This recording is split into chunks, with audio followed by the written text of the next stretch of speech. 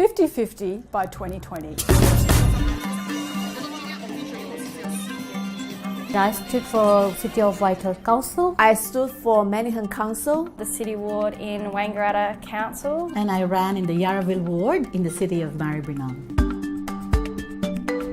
We do need more women councillors. It's really important we have women in local government because that reflects the diversity of our communities. And I firmly believe that we have better decision making when those around the tables in the Chamber and the Senates and Houses of Parliament accurately reflect the diversity of our communities.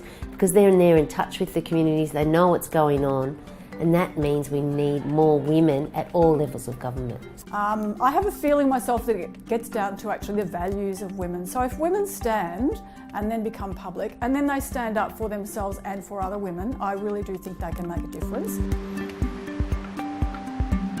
Well, I started my career as a scientist. I studied zoology and ecology at university and was working as an ecologist. When I was little, I used to say, oh, when I grow up, I'm going to be mayor, and whatever it was that was annoying me about my area at the time, I'd say to my mum, when I grow up, I'm going to be mayor and I'm going to ban people from walking on the bike path, or I'm going to save the possums, or whatever it was going to be.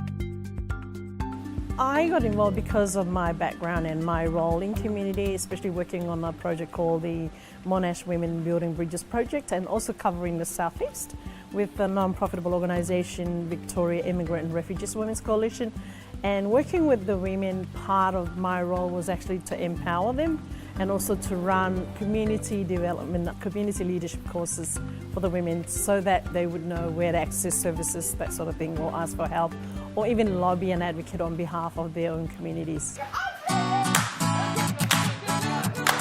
I started with little issues, on the street. Somebody needed help with their child, they weren't getting admission, they couldn't speak the language. They came to me and I said, all right, I'll come with you to the school and we'll sort it out.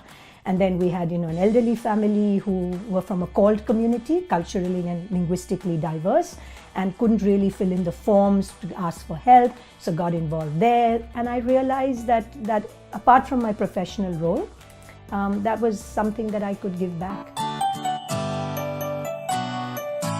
I think if you're passionate about your community, if you've got a passionate topic and you want to help and contribute, or any issues in particular, I think you should run.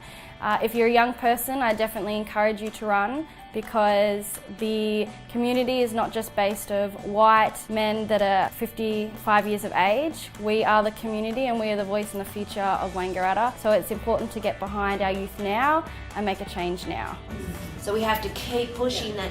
and the traffic issue is very important, and the overdevelopment issue in Doncaster area. That is why I feel very strong about it, and that is the only reason and the main reason, I suppose, for me to stand. There were no specific issues. I don't believe in being a single issue person. I believe, though, that another point of view, a point of view that isn't based on solely gender-based perceptions of society. At local government, it's really important that we maintain the people's hold on democracy. I knew some information about my community that's helped me to say, yes, I might be. Now, I find out what is the missing part to say yes confidently. And then I found VLGA, which is, they provide me the detailed information, especially finance and how you're going to get connected with the community directly. I found that the VLGA gave me all the missing part, which I joined that and I said yes. I stand because I say I would like to speak out what the needs from the community, and also I can listen from the community what they need. I stood because in the end, the other candidates were already telling me, why are you not running? And so, yes, of course, I can run because now I have that hands-on experience. The challenges were the voters in my ward. I wasn't sure whether I would actually get some favour from them in regards to being put on their first preferences. as primary vote, but it actually surprised me at the end. And the support that was given to me throughout the whole campaign period in 2012. Running an election is quite challenging, and I think the higher the chance of you winning, the harder people will fight to try to get in the way. I was doing a speech. I didn't write down my speech at all. I just went up there, came from the heart, and they picked up on that. Something so small that I didn't have a piece of paper, and I just went for my speech. So that was a massive highlight for me, that they took that in and that they are watching you.